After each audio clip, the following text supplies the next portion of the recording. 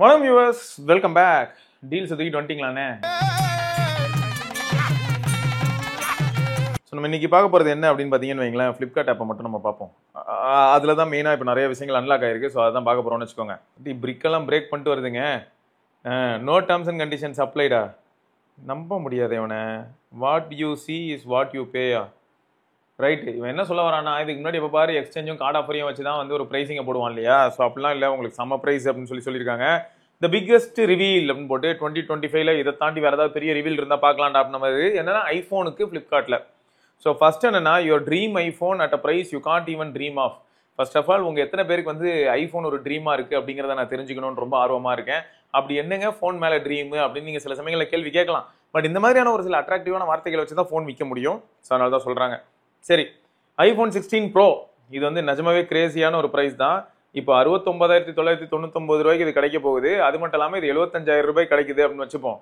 கீழே தான் வந்து இன்க்ளூசிவாக 5,000 rupees off on credit card அப்படின்னு போட்டுருக்கானே. ஸோ கிரெடிட் கார்டு இல்லாத நண்பர்கள்லாம் அப்போ என்ன பண்ண முடியும்? அவங்கள 75,000 ரூபாய்க்கு வாங்க முடியும். சரி, 75,000 ரூபாய்க்கு வாங்க முடியும் அப்படின்னாலும் 16 ப்ரோவோட ஆக்சுவல் ப்ரைஸ் என்ன அப்படின்னு பார்க்கும்போது ஒரு சில டேர்ம்ஸ் அண்ட் கண்டிஷன்ஸ்லாம் சேஞ்ச் ஆகும்போது 1,20,000 ரூபாய்க்கு அது கிடைச்சதுன்னு வைப்போம். சரி, 1,20,000 ரூபாய்க்கு அது கிடைக்கும் போது அந்த ஃபோனில் என்னன்னா 128 GB தான் ஸ்டோரேஜ்ங்கிறத ஞாபகம் வச்சுக்கோங்க. ப்ளஸ் இன்னொன்று என்னன்னா, 16 ப்ரோ யூஸ் பண்ணக்கூடிய நிறைய நண்பர்கள் கிட்ட நம்ம பேசும்போது என்ன சொல்றாங்க, 3லேருந்து 3.5 மணி நேரம் இந்த மாதிரி தான் வந்து அதில் வந்து எஸ்ஓடி வருது. அதாவது ஒரு 10 to 12 hours யூஸ் பண்ணுறோம்னு வைப்போம். இப்போ காலையில் 8 மணிலேருந்து நைட் 8 மணி வரைக்கும் யூஸ் பண்ணால் ஒரு 3.5 மணி நேரம் எஸ்ஓடி வருது. இதுவே கொஞ்சம் ஏதாவது இன்டென்சிவான அப்ளிகேஷனோ இல்லாட்டி கொஞ்சம் மெட்டா ஆப்ஸ் இதெல்லாம் கொஞ்சம் எக்ஸ்ட்ராவாக யூஸ் பண்ண ட்ரை பண்ணால் ஒரு நாளைக்கு 2 தடவை சார்ஜ் பண்ணுற மாதிரி ஆகுது.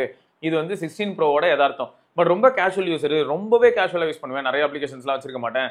எனக்கு அந்த ஃபோனோட இன்ட்ராக்ட் பண்ணும்போது ஒரு பேசிக்கான யூசர் எக்ஸ்பீரியன்ஸ், ரொம்ப அதிகமாக நிறைய அப்ளிகேஷன்ஸ்குள்ளெல்லாம் டைம் ஸ்பெண்ட் பண்ணுறது இல்லை அப்படின்னா உங்களுக்கு ஒரு நாள் பேட்டரி லைஃபை டெலிவர் பண்ணுறதுக்கான பாசிபிலிட்டி 16 ப்ரோவில் உண்டு. ஆனால் 128 GB ஞாபகம் வச்சுக்கோங்க. 128 GB தான் பேஸ் வேரியன்ட்டு, ஞாபகம் இருக்கட்டும். அடுத்து வந்து ப்ரோ மேக்ஸ். இது வந்து உங்களுக்கு 95K கிடைக்குது. ஸோ இப்போ கூட பார்த்தீங்கன்னா இதை நிறைய பேர் வந்து விருப்பம் காட்டுவாங்க. அண்ட் என்னை பொறுத்த வரைக்கும் நிஜமாவே வந்து ப்ரோ மேக்ஸ் போயிட்டா பேட்டரி லைஃப் பொறுத்த வரைக்கும் ரொம்பவே சேஃபர் சைடு. ப்ளஸ் உங்களுக்கு பெரிய பேனல் 6.9 இன்ச்சு. ஸோ நீங்கள் வந்து மீடியா கன்சம்ஷன் ஆஸ்பெக்டில் யோசிச்சிங்கன்னா உங்களுக்கு கண்டிப்பாக 16 ப்ரோ மேக்ஸ் தான் கை கொடுக்க போகுது. Plus charging standards, thermal management, இந்த மாதிரி நிறைய ஆஸ்பெக்ட்ஸில் வந்து 16 ப்ரோ மேக்ஸ் கொஞ்சம் ஸ்டாண்ட் அவுட்டாக தான் இருக்கும். ஸோ அதனால் நீங்கள் 16 ப்ரோ மேக்ஸ் போனீங்கன்னா பேட்டரி லைஃப்பில் உங்களுக்கு பிரச்சனை வரதுக்கான வாய்ப்புகளே இல்லை. அண்ட் உங்களுக்கு ஓவரால் சாட்டிஸ்ஃபேக்ஷன் பேட்டரி லைஃப் ஆஸ்பெக்டில் மட்டும் இல்லாமல் ஓவரால் சாட்டிஸ்ஃபேக்ஷன் நல்லாயிருக்கும். பட் ஃபோன் பெருசாக இருக்கும், பட் ரொம்ப வெயிட்டாக இருக்கும்லாம் நான் சொல்ல மாட்டேன். ஏன்னா 14 ப்ரோ மேக்ஸ் கதை வேறு, அது ஸ்டெயின்லெஸ் ஸ்டீல். பட் டைட்டானியம்குள்ளே வந்ததுலேருந்தே வந்து பார்த்தீங்கன்னா வெயிட் ரொம்பவே ரெடியூஸ் ஆகிடுச்சு. 15 ப்ரோ மேக்ஸே ரொம்ப ஹெவியாக இருக்காது. அண்ட் இப்போ 16 ப்ரோ மேக்ஸும் உங்களுக்கு ரொம்ப ஹெவியாலாம் ஃபீல் ஆகாது.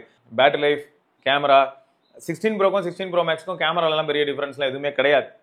ஆனால் பேட்டரி லைஃப்ங்கிறது ஒரு ப்ரைம் ஃபேக்டராக இருக்கும், பெரிய டிஸ்பிளேங்கிறது ஒரு ப்ரைம் ஃபேக்டராக இருக்கும், ஸ்பீக்கரில் உள்ள வால்யூம் கூட ஒரு ஃபேக்டராக இருக்கும். ஸோ நீங்கள் நல்லா யோசிச்சுக்கோங்க. அண்ட் ப்ரோ மேக்ஸில் பேஸ் வேரியன்ட் 256 GB. ஸோ அதனால் இதுவும் ஒரு வகையில் அட்வான்டேஜ் தான். பேஸ் வேரியன்ட்டு 256 அப்படிங்கிறது உங்களுக்கு கிடச்சிரும். ஆனால் 16 pro series for sure hit. அதுக்கடுத்து பார்த்தீங்கன்னா 16ஓட ப்ரைஸ் கூட பார்த்தேன். 16 கூட 51,999 பார்த்தேன். ஸோ 16 இப்போ ஃபார் ஷோர் சூப்பர் தான். ஆனால் 128 GB தான் பேஸ் வேரியன்ட்டுங்கிறது ஞாபகம் வச்சுக்கோங்க. சப்போஸ் 62,000 இல்லாட்டி 59,000 256 GB கிடைக்குதுன்னா அதை வாங்கினா தான் புத்திசாலித்தனம். அடுத்து என்னன்னா ஐஃபோன் 14.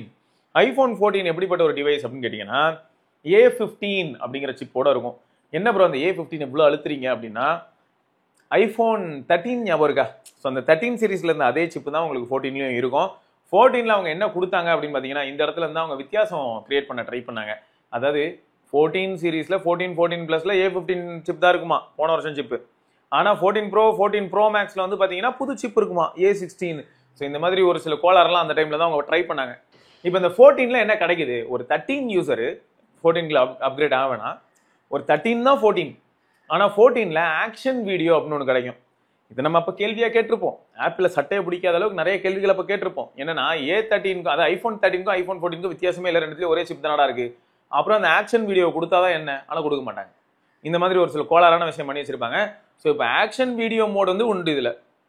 நீங்கள் இப்போ ஐஃபோன் 14 வாங்கினீங்கன்னா ஓடிக்கிட்டே வீடியோ எடுக்கலாம், ஓடினே இருப்பேன் அப்படின்னு ஓடிக்கிட்டே வீடியோ எடுக்கலாம். ஸோ அந்த சூப்பர் ஸ்டெபிளைஸ்டு வீடியோ மோடு உங்களுக்கு இருக்கும். மற்றபடி வந்து பார்த்தீங்கன்னா 13ம் 14ம் நியர்லி ஐடென்டிக்கல், வேறு எந்த விதமான வித்தியாசமும் நீங்கள் பார்க்க முடியாது. ஸோ 40,000 ரூபாய்க்கு கண்டென்ட் கிரியேஷன் ஆஸ்பெக்டில் கார்டு ஆஃபரோட 2,000 ரூபா கார்டு ஆஃபர், அப்படி இல்லைன்னா 42,000 ரூபா. ஸோ 42,000 ரூபாய்க்கு இந்த ஃபோன் அப்படின்னு பார்க்கும்போது கண்டென்ட் கிரியேஷனுக்காக ஒரு சில நண்பர்கள் கேட்டாங்க தெரியுமா, அண்ணன் என் பட்ஜெட் 40,000 ரூபா, நான் வந்து யூடியூப் சேனலுக்கு வீடியோ எடுக்க போகிறேன், அதுக்கு நான் இது வாங்கலாமா அப்படின்னு கேட்டாங்க தெரியுமா. அவங்களுக்கு கண்டிப்பாக இது ஒர்க் அவுட் ஆகும். ஸோ வீடியோ எடுக்கிறதுக்காக மட்டும் அப்படின்னும் போது ஓகே.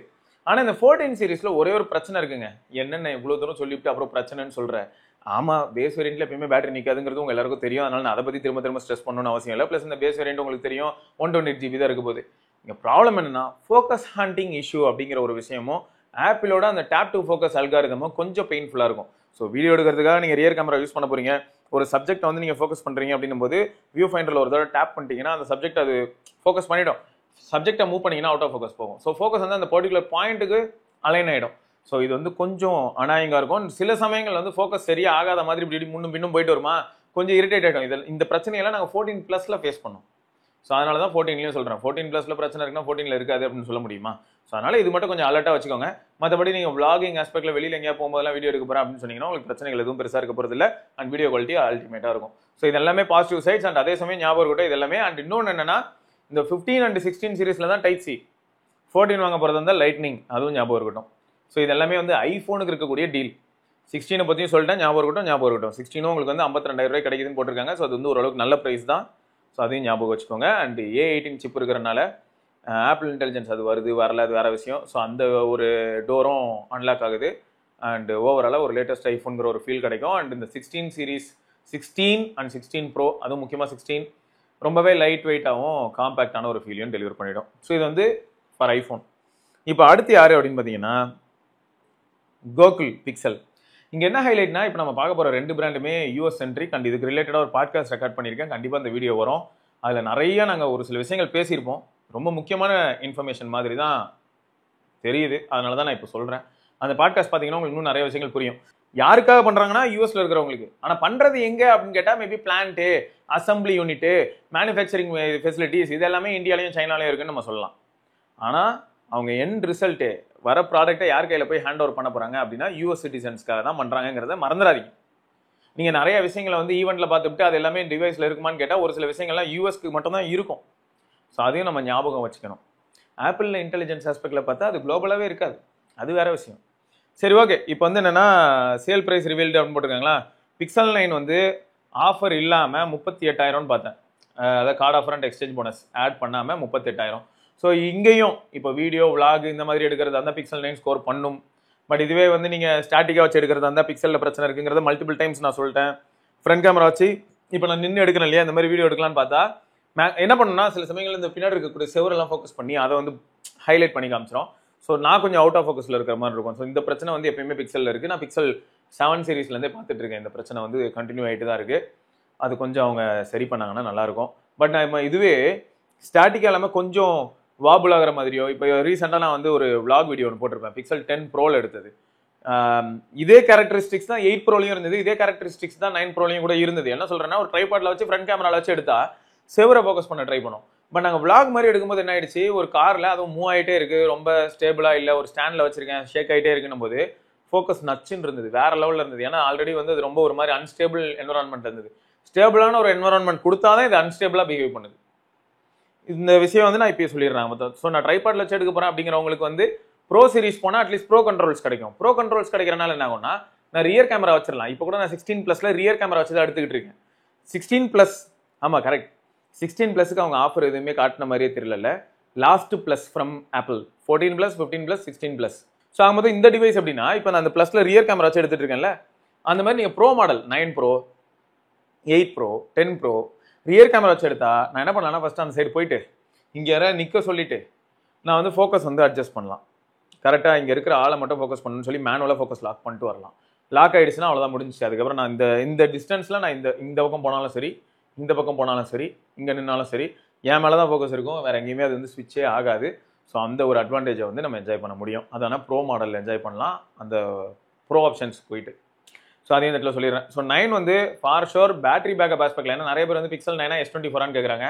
எனக்கு என்ன பொறுத்த வரைக்கும் ஆண்ட்ராய்டு யூசர் எக்ஸ்பீரியன்ஸ் அப்படின்னு வரும்போது ஒரு பெரிய அளவில் எனக்கு வந்து இந்த கஸ்டமைஸ் பண்ணுறதுலாம் டைம் கிடையாது. நான் வந்து ஒரு ஃபோனோட இன்ட்ராக்ட் பண்ணுவேன், அந்த ஃபோன் வந்து ரொம்பவே ஸ்மூத்தாக இருக்கணும் அப்படின்னு நினைக்கும் போது அதில் வந்து கூகுள் பிக்சல் ஸ்கோர் பண்ணும் சாஃப்ட்வேர் ஆஸ்பெக்டில்.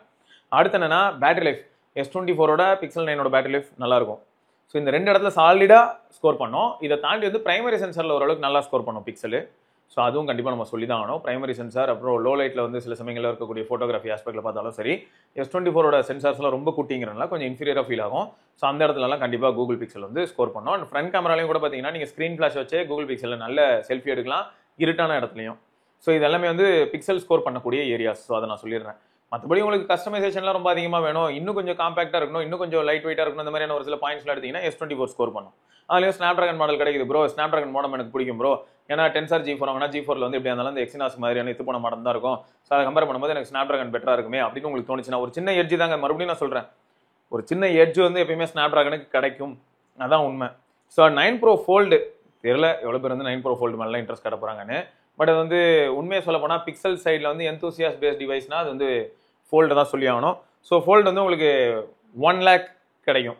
ஸோ இதுவும் கார்டு ஆஃபர்லாம் சேர்த்து தான். ஸோ கார்டு ஆஃபர் சேர்க்காம பார்த்தீங்கன்னா உங்களுக்கு வேறு ப்ரைஸ் வரும். இங்கே இருக்குது பாருங்கள், சூப்பர் காயின்ஸ் யூஸ் பண்ணால் ஒரு 5000 ரூபாயா, பேங்க் ஆஃபர் யூஸ் பண்ணால் 10,000 ரூபாயா, இதெல்லாம் இல்லாமல் 1,20,000 ரூபாய்க்கு கிடைக்கும். ஸோ அப்போ இது எல்லாமே பார்த்துக்கோங்களேன். அடிஷனல் எக்ஸ்சேஞ்ச் ஆஃபரில் ஒரு 5000 ரூபாய். ஸோ இதெல்லாம் நம்ம யூஸ் பண்ணால் தான் 1,00,000 ரூபாய் அது ஒரு ப்ரைஸு. ப்ளஸ் நம்ம ஃபோன் ஆல்ரெடி நம்ம உள்ள எக்ஸ்சேஞ்சுக்கு போடுற ஃபோன் சப்போஸ் 40,000 ரூபாய்க்கு போகுது அப்படின்னா அப்போ இது வந்து எவ்வளோ கிடைக்கும் அப்படின்னு பார்த்தா உங்களுக்கு 60,000 கிடைக்கும். ரைட்டாக இந்த ஆஃபர் எல்லாமே அப்ளை பண்ணி சூப்பர் காயின்ஸ் எல்லாமே யூஸ் பண்ணிட்டு அதுக்கப்புறம் ஒரு ஃபோன் நம்ம எக்ஸ்சேஞ்ச் போட்டுக்கோம், அந்த ஃபோனுக்கு ஒரு 40,000 ரூபாய் வருது அப்படின்னா வந்து 60,000 ரூபாய்க்கு ஃபோல்டு கிடைக்கும். ஸோ ஃபோல்டு வந்து ஒரு டிஃப்ரெண்டான அனுபவத்தை உங்களுக்கு கொடுக்கும். அண்ட் பிக்சல் ஃபோல்டும் உங்களுக்கு நல்லாயிருக்கும். ஓப்போ ஃபோல்டு எப்படி இருந்ததோ இல்லை OnePlus ஓப்பன் எப்படி இருந்ததோ அந்த மாதிரி கொஞ்சம் நல்லாயிருக்கும். அடுத்து வந்து pixel 9 Pro XL. 9 Pro XL வந்து அற்புதமான ஒரு டிவைஸ். 9 Pro ஒரு அற்புதமான டிவைஸ். பிக்சல் 10 வந்து 80,000 ரூபாய்க்கு லான்ச் ஆச்சு. எல்லா ஆஃபரையும் சேர்த்து போட்டு 68,000 சொல்கிறாங்க. 10 இப்போ தான் வந்திருக்கு. மேபி வெயிட் பண்ணால் இப்போ பிக்சல் 9 பாருங்களேன், கிரேசி ப்ரைஸிங். ஸோ அந்த மாதிரியான ஒரு ப்ரைஸுக்கு அடுத்த வருஷம் பிக் பில்லியன் டேஸில் நமக்கு பிக்சல் 10 வரலாம். ஸோ அப்படி வரலான்னு போது நம்ம எதுக்கு இப்போ அவசரப்படணும். இதில் இன்னொரு ஜோக் என்னன்னா, பிக்சல் 9ல வந்து பார்த்தீங்கன்னா கிராஃபின் ஷீட் வச்சு தான் கூலிங் மெக்கானிசம் பண்ணியிருக்காங்க. உள்ள கூலிங்காக என்ன பண்ணுறாங்கன்னா பேக் டோருக்கு பின்னாடி வந்து கிராஃபின் ஷீட்டை ஒட்டி வச்சிருப்பாங்க, அதை வச்சு தான் கூல் பண்ணுவாங்க. பட் இதுவே பிக்சல் 9A இருக்கு பார்த்தீங்களா, அதில் ஷீட்டும் இருக்கும், வேப்பர் சாம்பர் கூலிங் இருக்குது. இப்போ என்னையா இது ஜோக் அப்படி இருக்கு. ஒருவேளை இப்போ 9Aல வேப்பர் சாம்பர் கூலிங் இருக்குங்கிறது எல்லாருமே அழுத்தமாக சொல்லும் போது 10Aல தூக்கிடுவானு பயமா இருக்கு. நீங்களாம் கோளாறு தானே. ஸோ 10 Pro XL வந்து 1,15 லட்சம் ரூபாய், 1,10,000 ரூபாய் inclusive of all offers. So 7 Pro அப்படின்னு ஒரு பிக்சல் டிவைஸ் இருந்தது. அந்த 7 Proவோட இடத்த இப்போ 8 Pro பிடிச்சிக்கிச்சு. ஏன்னா இந்த ப்ரைஸ்க்கு தான் வந்து இதுக்கு முன்னாடி எந்த ஆஃபரும் இல்லாமல் 7 Pro வித்துட்டு இருந்தது. இப்போ 8 Pro ஆஃபரோட சேர்த்து 45K வருது. ஸோ இந்த தடவை வந்து இது நல்ல ஒரு டீலு. 8 Pro வந்து நல்ல டிவைஸ் தான். விளாகிங் ஆஸ்பெக்டில் நிறைய பேர் வந்து 8 Pro ரொம்பவே பாராட்டி பேசியிருந்தாங்க.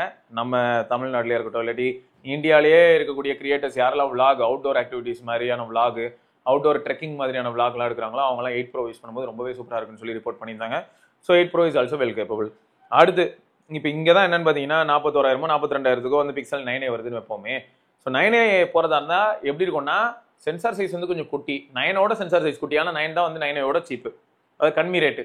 இப்போ 9A போனால் என்ன ஆகும்னா பிரைமரி சென்சாரில் மேக்ரோ எடுக்கலாம். ஸோ நல்ல லைட் இருக்குன்னா அந்த இடத்துல சூப்பரான மேக்ரோஸ் எடுக்க முடியும் 9Aல. ஸோ ஓவராலாக வந்து 9A வந்து தெர்மல் மேனேஜ்மெண்ட்லையும் கொஞ்சம் நல்லா தான் இருக்குது. பேட்டரி லைஃப் இந்த மாதிரியான ஏரியாலையும் நல்லா இருக்குது. ரீசன்னா பெரிய பேட்டரி. ஸோ இது எல்லாமே வந்து 9Aயோட ஸ்கோரிங் ஏரியா. ஸோ 9 விட 9Aல பேட்டரி லைஃப் நல்லாயிருக்கும், தெர்மல் மேனேஜ்மெண்ட் கொஞ்சம் பெட்டராக இருக்கும். ஆனால் 9ல பார்த்தீங்கன்னா உங்களுக்கு 12 GB ரேம் இருக்கிறனால மல்டி டாஸ்கிங் மாதிரியான ஏரியாவில் கொஞ்சம் ஸ்கோர் பண்ணும் அப்படிங்கிறத ஞாபகம் வச்சுக்கோங்க. அடுத்து 8A வந்து இப்போ 29,000 அது 30,000 ரூபா. யாரெல்லாம் அந்த 30,000 ரூபாய்க்கு விளாகிங்காக வீடியோ எடுக்கிறதுக்கு எனக்கு ஒரு ஃபோன் வேணும்னு சொன்னாங்களோ அவங்க கிட்டலாம் நம்ம எப்படி S24 FE ஒரு பாயிண்டாக வைக்கிறோமோ அதே மாதிரி 8Aவை வைக்கலாம். 8Aல ஃப்ரண்ட் கேமராலேயே நம்ம வந்து 4K வீடியோ எடுக்க முடியும், ரியர் கேமராலையும் 4K வீடியோ எடுக்க முடியும். இப்போ எப்படி இருக்கு பாருங்களேன். நான் பெரும்பாலும் இது வரைக்கும் நிறைய ஃபோன்ஸை பற்றி பேசிக்கிட்டே இருந்திருப்பேன். ஏன்னா நம்ம மக்கள் வந்து ஃபோன் பேசுறது எப்படி இருக்குங்கிற கேள்வியை தாண்டி கேம் ஆட முடியுமா, கேமரா யூஸ் பண்ண முடியுமா, கேம் ஆட முடியுமா, கேமரா யூஸ் பண்ண முடியுமா, அதுலேயும் பெரும்பாலும் எல்லாருமே வந்து கேமரா பற்றி தான் நிறைய கேள்விகள் கேட்குறாங்கிறது எனக்கு நல்லாவே தெரியுது. அதனால தான் நான் கேமராவை ஸ்பெசிஃபிக்காக ஹைலைட் பண்ணுறேன். ஸோ இப்போ யாராவது வீடியோ எடுக்கணும், அவுட்டோரில் போய் வீடியோ எடுக்க போகிறேன், ரியர் கேமரா ஃப்ரண்ட் கேமராவில் வீடியோ எடுக்க போகிறேன்னா இப்போ 8A ஸ்கோர் பண்ணும். ரைட்டா? ஸோ அதை ஞாபகம் வச்சுக்கோங்க. ஸோ அண்டர் 30Kல 8A வந்து கேமரா சென்ட்ரிக்காக சூப்பர் ஃபோனு, கையில் ஹோல்டு பண்ணுறதுக்கு வேறு லெவலில் இருக்கும். வெயிட்டு, அந்த ஓவரால் டிசைன் எல்லாமே.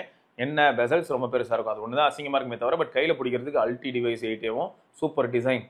ஸோ அடுத்து லாஸ்ட்டாக வந்து 7 வந்து 7Aவோட ப்ரைஸை பிடிச்சிக்கிச்சு. 7A வந்து இப்போ காணும். சரியா?